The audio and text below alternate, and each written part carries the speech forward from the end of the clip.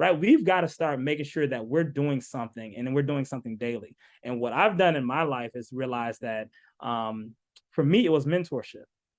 And I think everybody has something to give, but you have to be responsible in giving it. And if we're not responsible, then again, we can never access the freedom that we desire or want for our lives.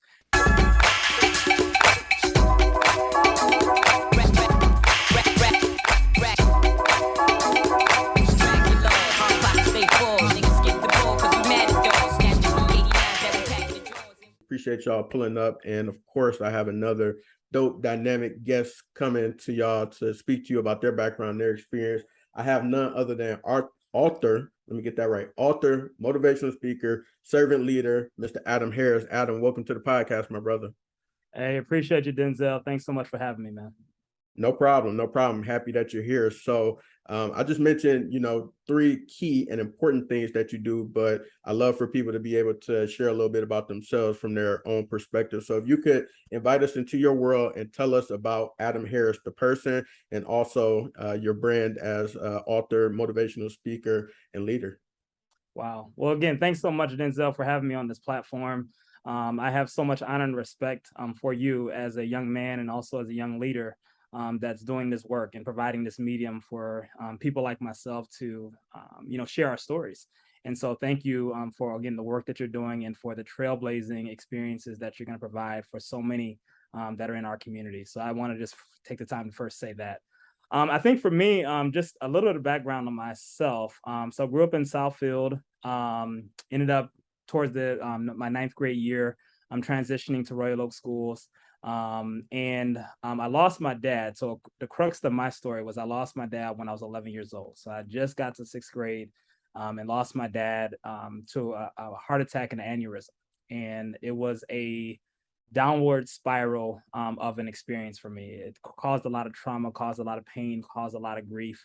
And I know that the person that I am today would not be, who you're talking to if it wasn't for that experience. And I want to say that in a very, I guess, unique sense, because my dad was one of those individuals who did not care about, any kind of, promotion or clout or anything like that. He was a leader in the community in Detroit, and we served on Mack Avenue in Fisher. And even though we lived in Southfield, we would go every day down to Detroit to help people who were in need. And it was all about opening this empowerment zone to provide experiences as well as provide clothing, food, shelter for individuals who most desperately need it. So I got that, man, when I was like 4 years old. If you can imagine, like literally watching this from a 4-year-old kid, literally being in kindergarten and like serving food to people at that age. There's even pictures that my mom or my family has of me taking down information to kind of document who in which we were serving in the large community that we were assisting and serving at that time.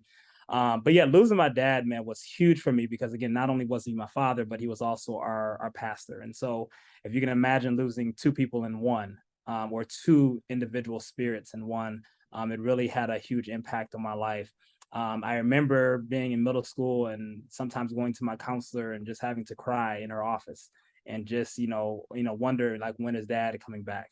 And then as I kind of got older, and I kind of pushed through the depression and the pain, because at that time, I think that it really, the pain and the experiences that I went through was really never addressed, if I be honest. And I think some of that kind of goes into, as you know, mental health or, sometimes depression is not really considered a big thing in the African-American community. But looking back, I can honestly say that I really don't have many recollections of those moments because every day was just like a blur as I look back. And it's just because I was just in pain. I think the only thing that I had as an outlet was, basketball and sports.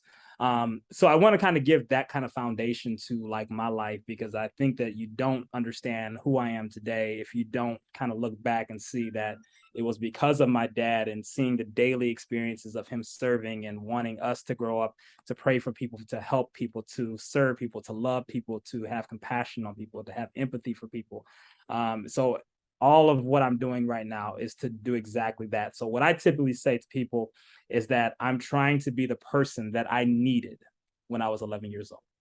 So the person that I needed to be, that needed someone to cry on, or someone to kind of, have a helping hand, or someone that could provide me with resources, I'm trying to be the exact same person. So when you go into the other titles of like author, motivational speaker, servant leader, I think servant leader is actually what encompasses who I am today.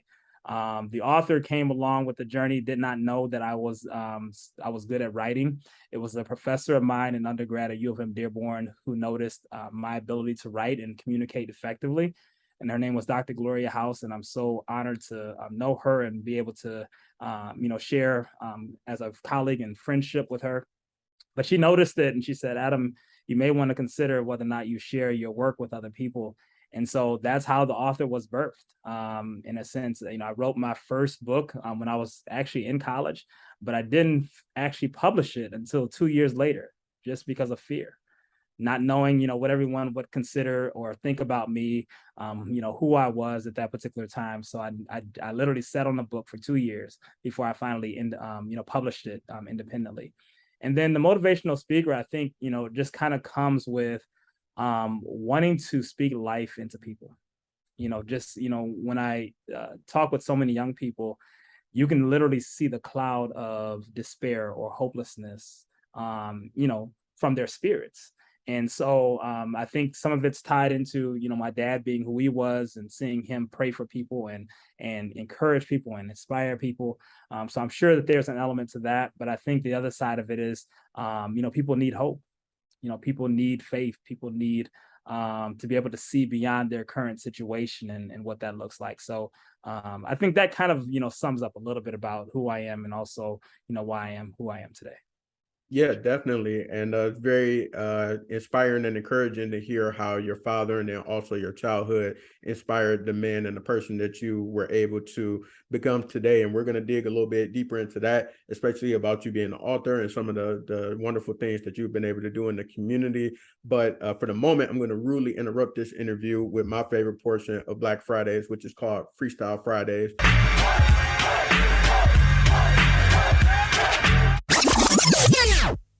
So, Adam, I'm sure you can rap, right? You should know how to give a I few don't know bars. about rapping.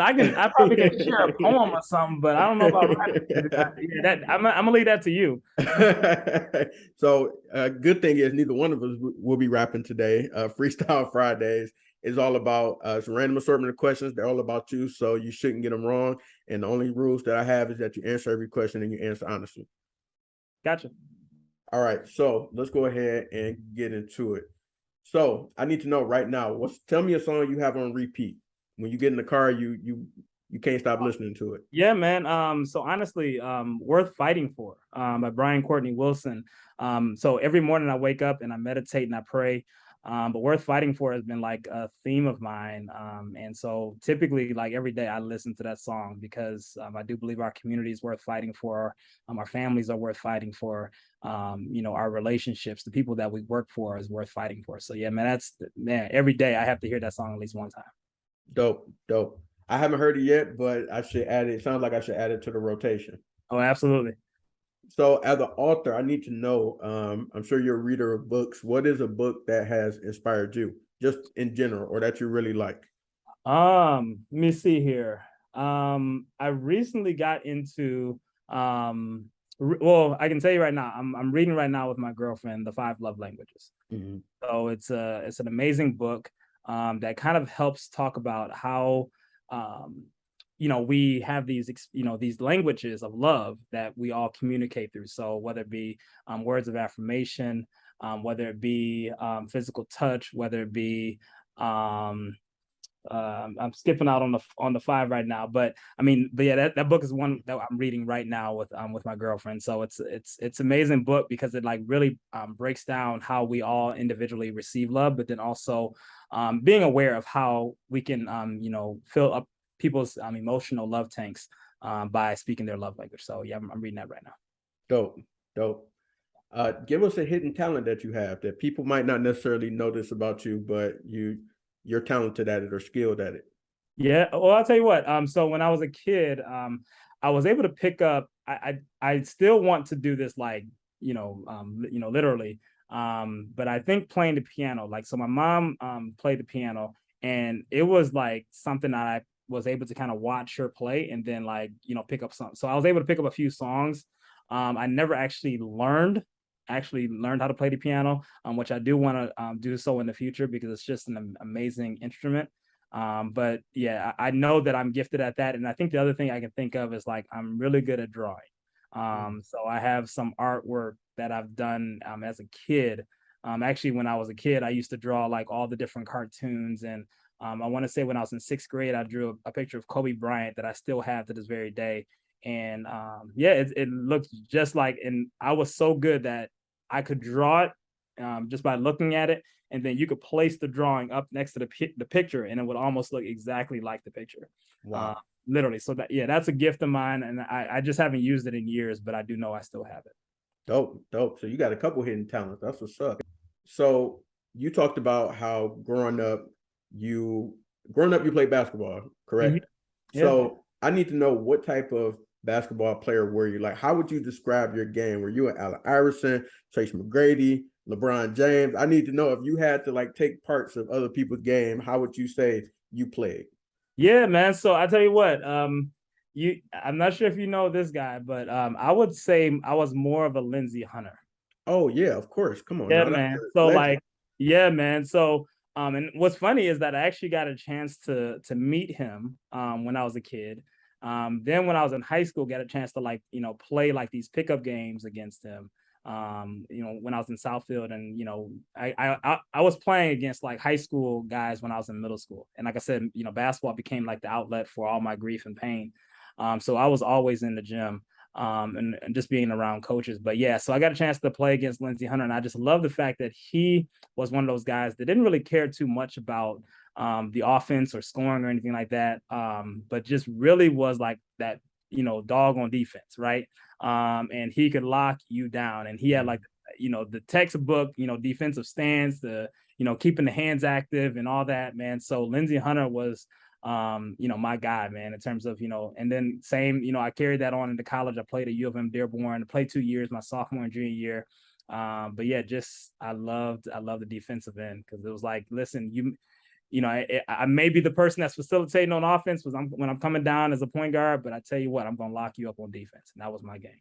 That's what's up. I like that. Yeah. So shout out to you. You successfully passed Freestyle Friday. So congratulations for engaging in the randomness. And if I could go back into the interview, wanted to your latest book that you had created, want to learn a little bit about that. So one Michigan moment in time. I didn't mess it up, did I? No, you didn't. Okay, Yeah. perfect. All right, great. So there we go. So if you could tell us a little bit more about that and how that book came to be, this is your third book, so you had already been in the writing process, but for that particular book, how did that come about? Yeah, man. So I think as I've been going along my journey of life, I noticed that again, going back to my professor and mentor who shared with me that Adam, you have a gift in terms of being able to share, what you're writing about. And so I think for me, what I wanted to do was kind of again, I was working at higher ed, and I had been doing a lot of work with helping high school students understand the importance and the value of a college education. And so I wanted to kind of, chart my journey of when I was in undergrad, right, at U of M Dearborn. And so when I first came in to college at U of M Dearborn, so my mom put me at a fork in the road. And she said, because again, I had really no plans my senior year in high school. I really, honestly, this honest to God truth, really had no plans. So I was in the summertime, and my mom had this conversation with me. She said, Adam, either you go to college or you start working a full-time job. And at that particular moment, her putting me at a fork in the road like that, it made me make a decision. And I was working at Meyer at the time. And I kind of just thought to myself, like, Adam, you still got something left. Like, education is something that, you really have curiosity, and like, you get inspired by learning. Let's give higher education a shot. And so I went to the campus at U of M Dearborn one day, ended up seeing this flyer on the wall. True story. And it was a basketball camp. And so I signed up for the basketball camp over the summer, ended up becoming the MVP of the camp. And then the coach talked to me like on the last day, Coach Turner. Shout out to him. And he said to me, like, hey man, I think you really can like play on our team. Would you want to like, join the university and like possibly be a walk-on for us? And I said, absolutely, would love to. So He said, fill out this application and then bring it back to me tomorrow. I did exactly that. I brought it back to him the next day. He took me and walked me over to the admissions office, spoke with someone that was in the admissions office at that time, and said, hey, we need to get this guy in. So that's how my journey started at U of M. Like, honestly, I don't think it was because of my grades. And they, actually in this book, what I highlight is the fact that I probably, based on my GPA and my ACT score, I probably shouldn't have got in, because I had a 2.7 cumulative, 18 ACT. So, 18 is like half the score. So, and that's supposed to predict college success. So based on that score, I probably shouldn't have done so well. But I made a commitment to myself and to my family that I would go in and I would get done in 4 years. That was my commitment. That was my word. So again, as you know, when we grew up in these homes, there are different things that are like principles that you remember. And like, I always remember my dad saying, your word is your bond. That's all you have. And so when I gave my word, I did whatever it took to get there. So, started, school, took the first year, kind of didn't, play basketball because my mom and my coach was kind of in this conversation of, hey, let's make sure he gets a solid academic year, taken care of. And then I played my sophomore year, started my junior year, towards the middle part of my junior year. And then my senior year, I just kind of really got involved in like serving the community. And it kind of was on the crux of doing some volunteer work at the end of my junior year, which is an alternative spring break provided by United Way. And so from there, I came back inspired because I went to Louisiana, Lake Charles, Louisiana, and like really had this amazing experience. And I was trying to figure out, what can I do to help the community here in Detroit, which is like my hometown. And so came back, talked with United Way for Southeastern Michigan, ended up, meeting the CEO of the organization, and expressed that I had this dream of wanting to bring alternative spring break here to Detroit.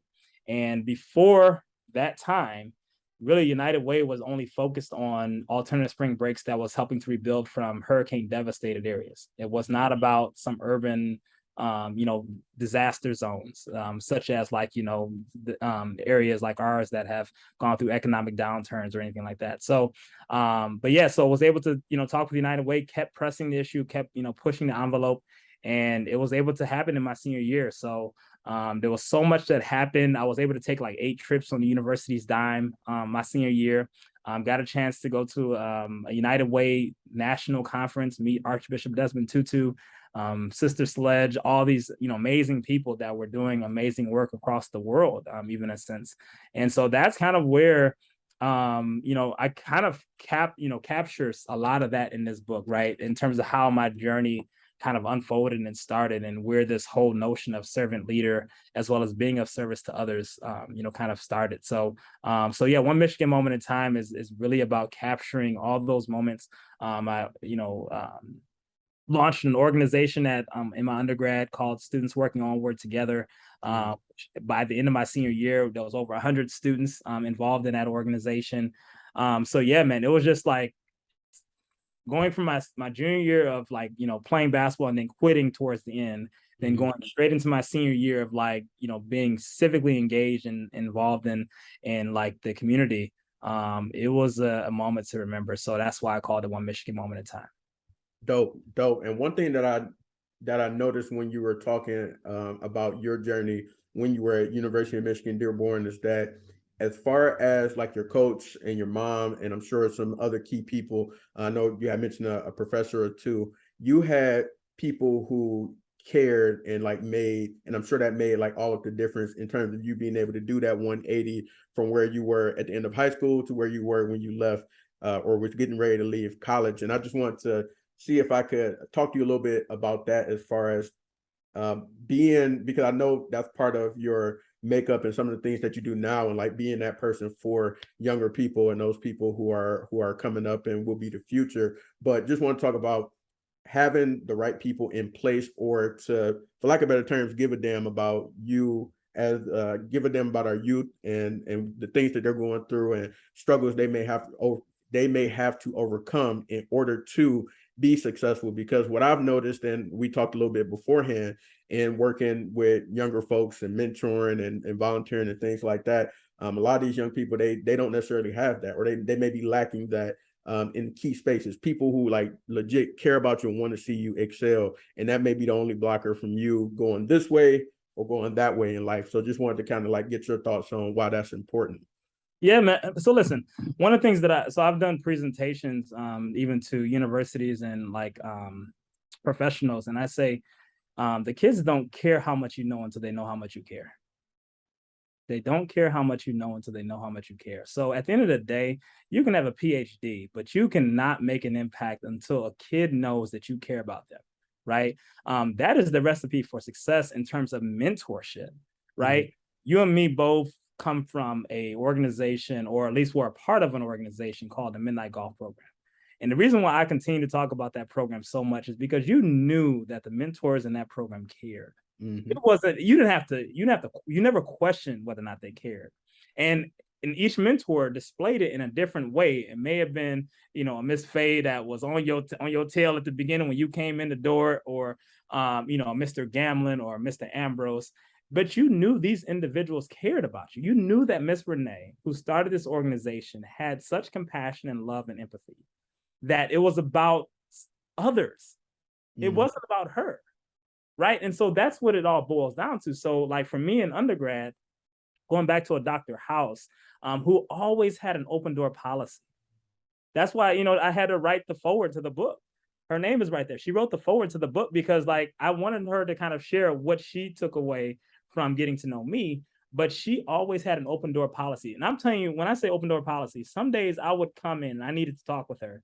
And she would be on the phone with her mom. And she said, "Hey, mom, I have a student that I got to talk to. Do you mind if I call you back?" And I'm like, "No, no, no, no, don't hang up with your mom." You know what I mean? Just out of respect that I'm saying that, but she cared enough to say, "Hey, no, Adam, come in. Whatever you need to talk about, I want to make sure that you have that opportunity in that moment, right?" Randy Dillard, who served in the student activities, office, he always had an open door policy. So whenever I dropped by, and we had so many conversations, so he's in the book as well.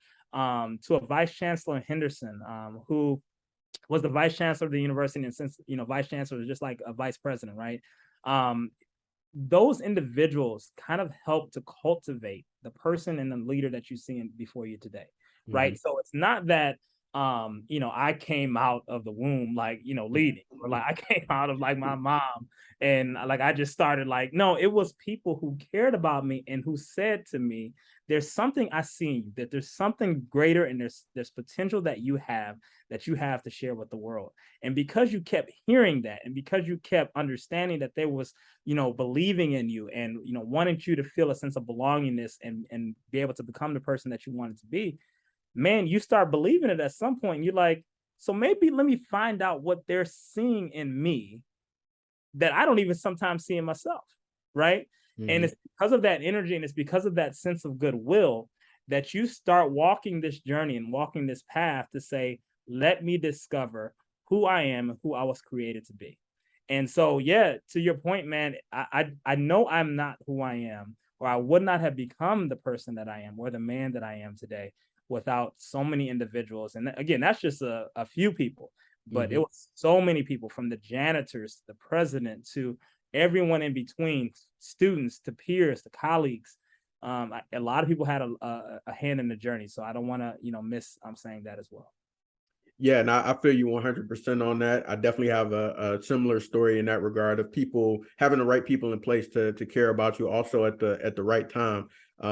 As far as education, like I just professors and teachers, I'll never forget because of how somebody had an open door policy for me and exposed me early on to like real estate and buying property and owning businesses and starting business and stuff like that. And then also like Mr. Gallon and Miss Renee, I was a product alumni of the Midnight Golf Program. So how they were able to invest in me at that point in time when I really needed it, because similar to you, I lost my mom at a younger age. So being able to have them during that pivotal, that turning point, and I was going to my senior year of high school, like that was huge. Be able to have those people know that they care about you and want to see you succeed and provide you the resources to do so, and just stick with you, because I wasn't, the Denzel that I am today. I was completely different, young, angry man back then, and didn't really know how to express that.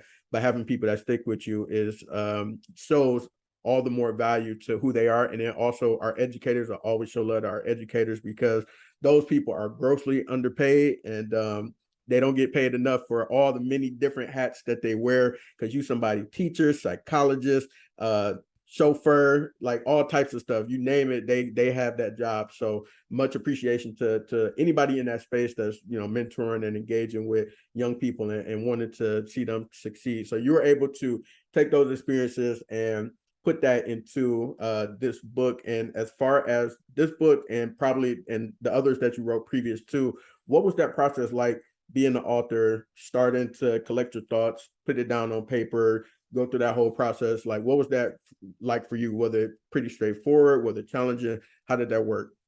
So yeah, I appreciate that. I enjoy when people ask me like, what's the process or what's the journey like of authoring or like writing a book. So let me just say this: one Michigan moment in time took 5 years.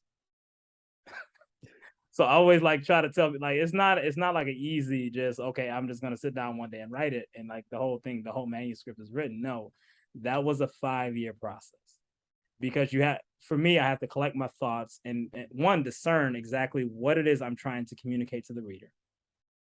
Two, what are the lessons and the themes, or what are the things I want them to take away, right? Also, how do I go about communicating the information so that way, even though I understand the values or the principles or the lessons that I've taken away, but how can it be communicated in a way in which the reader can understand it, right? And also that I'm reaching my target audience of the individuals that I want to to hear this information. So yeah, it was a 5 year process, and each book, even Adam's Law: Lessons Along the Way, which is more has like more of a spiritual feel. Every chapter has a letter to the reader, then it talks about a specific concept, and then there's a letter to God, or in a sense, a prayer. And so that was very, very huge for me. So talking about the importance of forgiveness, knowing who you are, right, activating your faith, those kind of things, and how you can kind of become and evolve into the person that you are born to be, just by utilizing these principles. So but yeah, going back to the question, that was a 5 year process. And I think you have to discipline yourself to write, because other than that, like, time gets in our way, or, different experiences, life, being a brother or being a friend, or, going out or wanting to hang out and at times. So I had to discipline myself in terms of wanting to write. But what I do is I typically keep my phone, like in my phone, if you were to like look at the notes section in my phone, there's a whole bunch of like notes, right? And every time I get inspired by something that I'm like, it could be just, either being in a church service, it could be like watching a kid do something, it could be in the grocery store, and it could be like watching an interaction between a mother and a son, or it could be like watching an interaction between a few peers. I may get inspired by something and I got to jot it down, because it may tie into something that I'm conceptualizing in terms of wanting to pass a message along the way. So I say that to say that, yeah, it's a ton of like notes, long notes, and folders of notes in my phone. And then also on my computer, I also have like notepads all over the place in my house. Like, so it's just like knowing that I have to like keep something around me, that if I ever get inspired, that I can write something down quickly. Because other than that, if I miss it, I'll lose it. Absolutely. And I wanted to understand a little bit more about, as far as your community goes, because I can tell you're big on community. How were you able to tap into that in order to make this book a reality? Like, how I know, like, for example, your professor had wrote the forward, but outside of that, like, how were you able to maximize your community to help you make this book a reality? Oh man, so let me just say that every single person that I've come across, and even yourself, Denzel, when I learned that you wanted to have me as a part of this Black Fridays session, I was like, man, dude, I remember Denzel from Midnight Golf, right? I told my girlfriend that. I said, I remember Denzel from Midnight Golf. And so every person that I come across, man, I learned something from every person. And so again, being able to even talk with you as a young Black man, young African American man in this country, right? You know that there's a different level in which you have to live and kind of, show up to life, right? But I learned so much. So I have a ton of people that surround me, that I consider as advisors, mentors, colleagues, friends, servants in the journey. that I can honestly tap on or give a phone call to and say, hey, how did you do this? Even in the printing of my book, I used the local printer this time, different from my past books, because I want, even though I've self-published all three, this one is the first time I've used a printer like right here in Michigan. So if I ever needed a bunch of books for whatever the reason may be, I can literally go pick them up, by using, obviously just, getting in my car, picking up. So I'm saying, like, I'm able to see other people that are doing amazing things and great things, which is so many people, and just kind of like reach out to them and say, hey, how did you do this? Right. And just be able to be a student and learn in that regard. So, but even like the book release that I recently had back in May, all of that was sponsored. Like I didn't really have to pay anything except for like pay for the books, which was amazing, and again, that was a community of people that, said, hey, you have a story and you have something to share. We want you to, be a part of this, and we want to see this come to fruition. And so, so man, when I say I'm humbled, man, to know that God has placed me in this moment in time, surrounded by the resources and the people that I know, um, the people who will pick me up, when I may be feeling low, the people who will encourage me and inspire me, to keep moving forward, to keep pressing toward the mark. Honestly, I wouldn't be who I am without the community and the unity that's in that community as well. That's amazing. That's amazing. And then for my understanding, because I'm not an author yet, I'm just put that out there. I haven't written anything and self-published it, so to speak. But I wanted to know, what exactly does it mean to be your own self-publisher? Because I know you said you went through a company for printing, but you self-published it yourself. So could you help me understand it, and maybe some other people understand what self-publisher means? Absolutely. So it just means that you didn't use like in a sense, a company, a publishing company to, publish your work. So, once you're done with the manuscript, which is just like the content of your book, right? Obviously I needed to tap on people to design the cover. Mm. I also needed to tap on a specific, company to do the interior layout of the book, right? So there's like pages in here that like obviously have different things in the book that I had to tap on someone to do the interior layout. But the publishing itself, I went through getting my own ISBN number, which is like the biggest thing that you need for publishing your own book, because what that does is that allows, if you wanted to sell the book in stores, that ISBN number is the tracking of the book, right? You can also purchase your own copyright, or like, in terms of like, doing that. But again, the biggest thing for it is just really the ISBN number. So you have to purchase that through a broker, so that way that you're able to establish the fact that this book is actually a published, in a sense, document. In the past, I've also gone through the Library of Congress. So like my first book, A Heart to Give, is in the Library of Congress, as well as Adam's Law. I may do the same thing with this book. And I'm like in my last stages of actually putting One Michigan Moment in Time available on Amazon and all the other retail stores online. But yeah, just finalizing a few things here.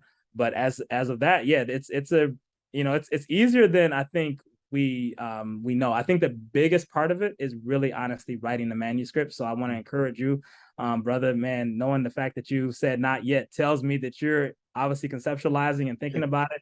And you certainly got to do it, man, because we need more stories and we need more representation of people who look like us being able to share our experiences and our journeys of life.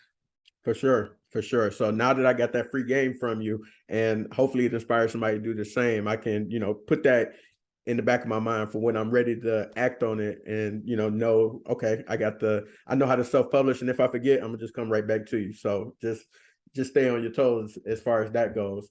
And before we get out of here, I wanted to ask you, overall, if you just had to put words to your experience as being a leader and other leaders that you've seen, like, what would you say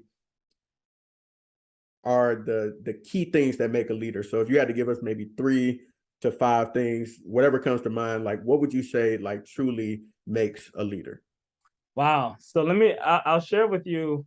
I've read so many books and I'm inspired by so many people. You wouldn't I studied leaders. I studied people who have done great things. And I mean, that's from the entertainment world to social innovators to, yeah, anybody you can think of, from poets to NBA athletes to, CEOs, vice presidents. I have a lot of people that I'm very fortunate to say that I know.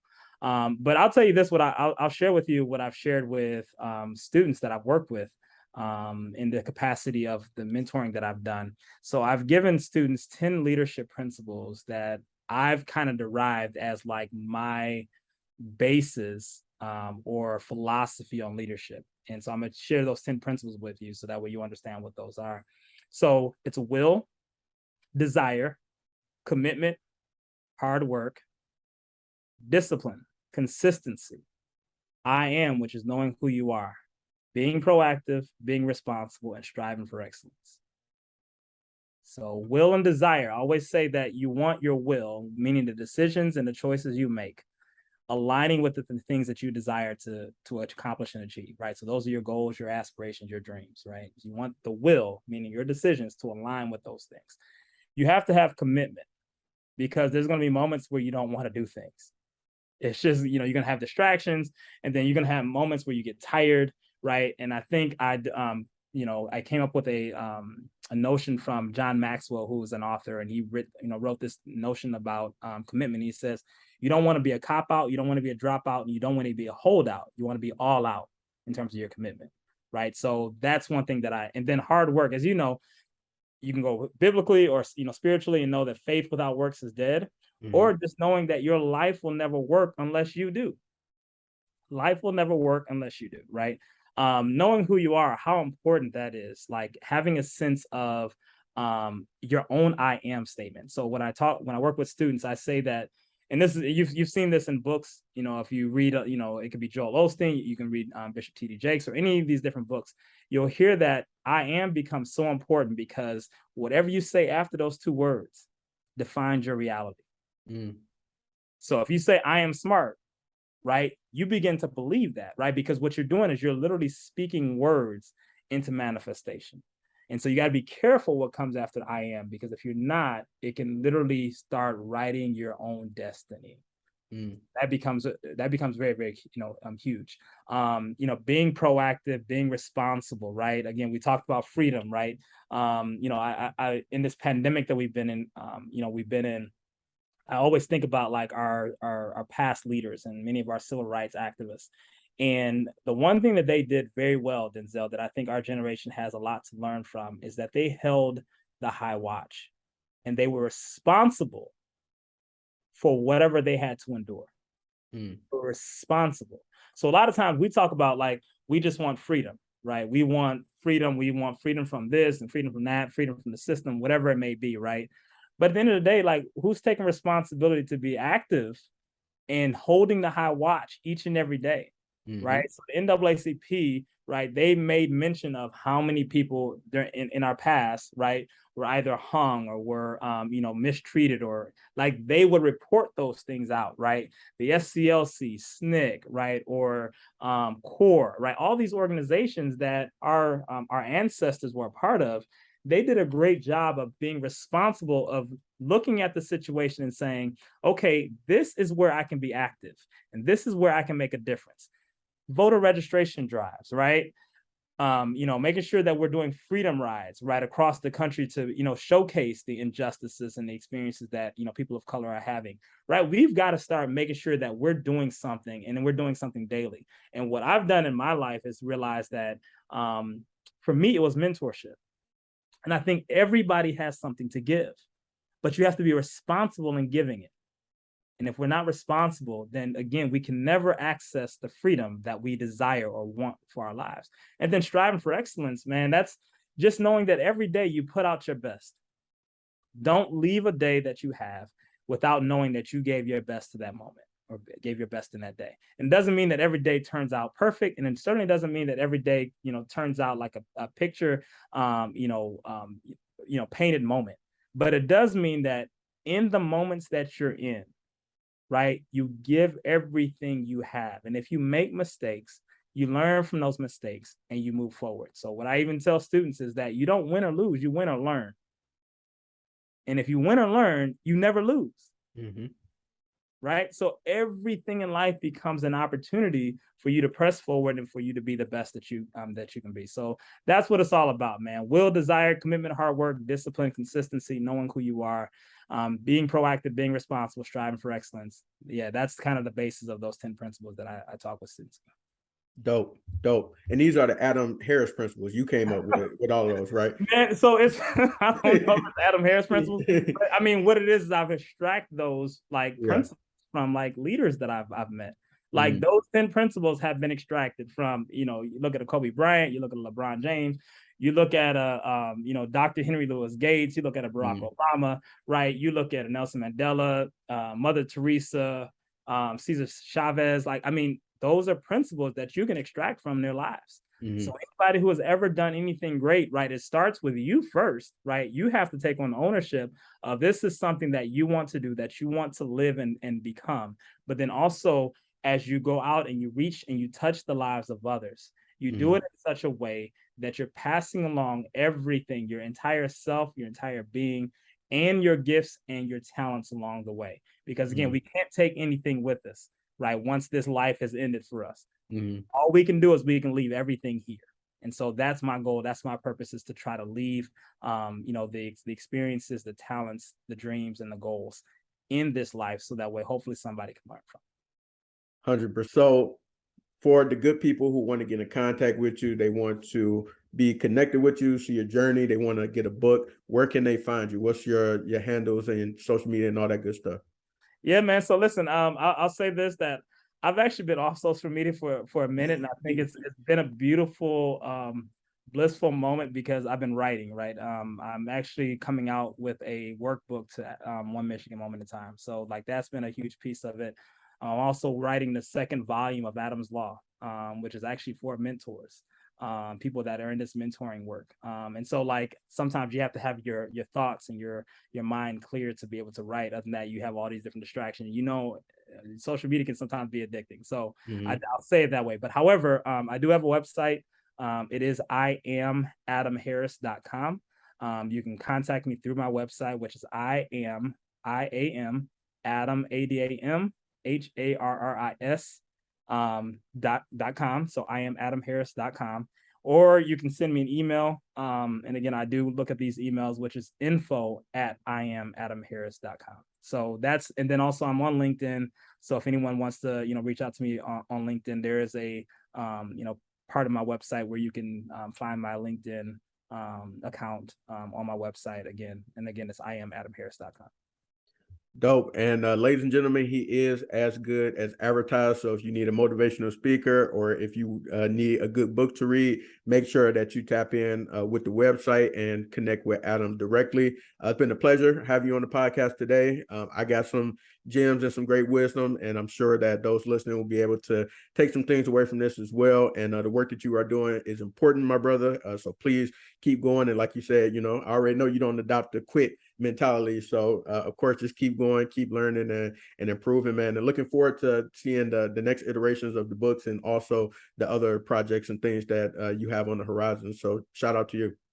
And thanks so much, Denzel. Like I said, at the top of this, podcast, I just want to say thank you, and what an honor and a pleasure it is to have you in our community and doing the work that you're doing, that you're providing this space and this medium for people like myself to be able to share our stories.